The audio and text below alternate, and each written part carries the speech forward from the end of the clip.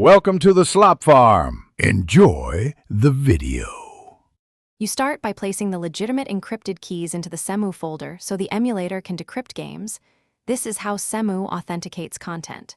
Once done, verify your Cemu build matches the key format and that you run the 64-bit release. Make sure to have a backup of your current keys and shader cache before moving files.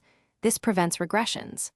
Finally, open Cemu and check paths, right arrow keys to confirm the files are detected and readable. Proceed only when green.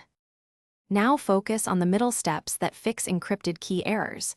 You must ensure files use proper encoding and exact file names because Cemu is strict about both.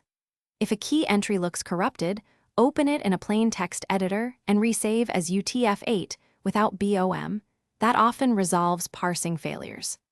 Run Cemu as administrator to rule out permission issues, and immediately check the log window for failed to decrypt or missing title ID, so you can target the finish by testing a verified game dump. If it boots and decrypts, you fix the issue, and you can restore other data. If problems persist, redump the problematic title from the original console or restore keys from a known good backup, because a single corrupted line will break decryption. Make sure to enable verbose logging in Cemu, then reproduce the error and search logs for the title ID. That reveals whether the problem is a missing key, wrong encoding, or permissions, then correct accordingly. Thanks for watching. Consider subscribing if we helped you today.